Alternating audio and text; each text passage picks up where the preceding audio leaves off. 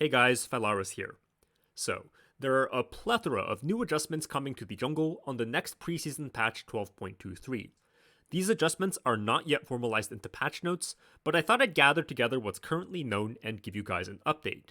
Let's start with the changes where we already have some numbers for context. Number 1.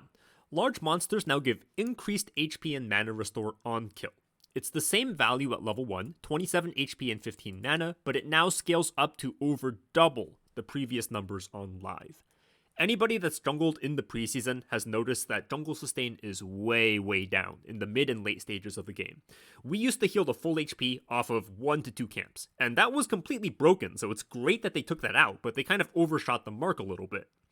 Between the pets not providing Omnivamp, Smite's no longer providing healing on camps, and the camps themselves hitting harder in the later stages of the game because all the monsters now deal percent current health on hit, man, you basically just don't heal anymore when you do camps in the mid and late stages of the game. So this is a great change. Sustain's going to be way up. They may have actually overshot the numbers here. These look like very big increases, but that's what preseason is for, right? Them tuning these numbers. Next, jungle pet base damage has been reduced from 20 down to 16. This is another change that I think is very good. Right now, jungle pets just hit way too hard early on. Pretty much every champion in the game can full clear decently quickly. Average clear times have dropped significantly. Many champions have seen gains of 5, 10, 15, even 20 seconds on their early clear rotations. So this is a welcome change. Most champions are still going to be clearing faster than they were in Season 12. Don't worry about that. Off-meta junglers still clearing way faster. Single-target champions still clearing way faster.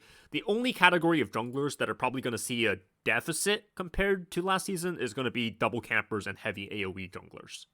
Next, they've added bonus armor and MR scaling to the jungle pet damage. This is another really great change from Riot. Right now, tanks are having a really hard time keeping up in terms of clear speed after their first couple rotations, and this is because there's no longer an immolate mythic. You can't just slam a Sunfire and clear decently, keep pace with other junglers. If you're going something like Jackshow, Radiant, there's no more option for a lot of champions. They don't have an item that helps them clear and do damage to the camps at 1 item or 2 item point. And when you factor this in against the increased HP on all of the camps, a lot of tank junglers are having a really hard time keeping up with the rest of the jungle roster. So this is a very welcome change. I've actually been notified that it's not going to be 10%, that this is a placeholder number. They're just introducing this concept, and this is probably going to be tuned up to something more like 20-30%, for example. So again, very welcome change. Tanks will like this a lot. Next, let's move on to some of the changes that don't have numbers quite yet. Phlox put out this tweet. The first part of this tweet brought down early clear speed by 5 to 7%. This is just an increased late game sustain attack. This is just talking about this, giving a little bit of context. 5 to 7% on average. I think that probably means somewhere in the range of 5 to 10 seconds on early clears, depending on the champion and speed. So again, most champions are still going to clear at a similar pace or faster than Season 12. It's really only going to be the heavy AoE junglers that are slower compared to Season 12. But the second part of this also added some adjustments to leashing so that there's a decent bit more room to kite while clearing. Yes, God bless you, Riot Phlox. I think the vast majority of experienced junglers can agree with this, that the new Leash Ranges are just too small, man. You kite the camp 2 times, and you're just stuck standing there until the camp is dead. It feels way too punishing. I think that this is going to be a really nice middle ground where the jungle will still be easier for beginners. The impact of kiting will still be reduced. This is not a full revert to Season 12. The Leash Ranges will still be smaller. You'll still be unable to double camp. But it's just not going to be so crazy small, right? So I think this is going to be a really good change. I don't know yet where exactly it's going to fall, and the next iteration might not be the final one either, but this is a step in the right direction. Now, if you drop a little bit further down in these comments and do a little bit more digging, there's another gold nugget here. I had a small discussion with Phlox here. Let me see if I can find this. And I brought up the idea of maybe adding a small grace range to the indicated leash ranges. And this is because it's really, really easy with the new system to accidentally pull the monsters slightly outside of the patient's radius. With the old system, patience was based on your position as a champion. So if you accidentally took a 1 pixel step out of range, you could just go, oh shit, and step back in. And the monster would have lost like 1 tick of patience. Not a big deal. With the current system, the patience is now based on where the monster is standing, and the monster is not completely controllable by you. Monsters don't move in these 1 unit increments where they slide across the floor like a snail. They take steps, and sometimes you can get kind of unlucky with the step, and the monster will just go slightly over the patient's radius, start to lose patience, and you're like, oh shit. Whereas before you could fix this by just stepping in real quick, you can't do that anymore. Now you have to walk all the way back into patience range, pull the monster back into patience range, and by that point, over half of the patience bar is gone, and you've invested 4 to 5 seconds in fixing your error, right? It feels really, really bad, and it discourages people from maximizing the actual leash range.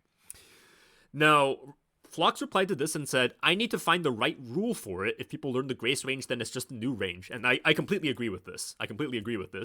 But what this does say is that this is on their radar. They are looking for a solution to this problem. They acknowledge that it's there, and I have full confidence that they'll introduce some kind of system that will help remedy this. Whether it ends up being a grace range where the actual range is just a little bit longer than the indicated range, or some little stutter step, I don't know.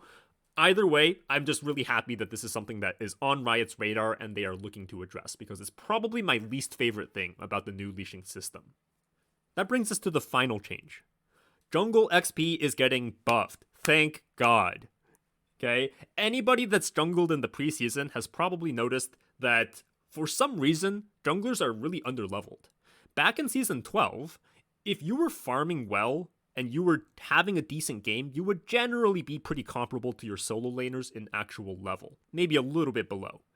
In Preseason 13, junglers have been consistently falling behind their solo laners 1 level, 2 level, sometimes even 3, even when they were farming pretty well. And this really, really confused me. I was like, why am I so low level? Why am I the same level as my ADC when I'm farming 8 to 9 CS per minute? What is going on?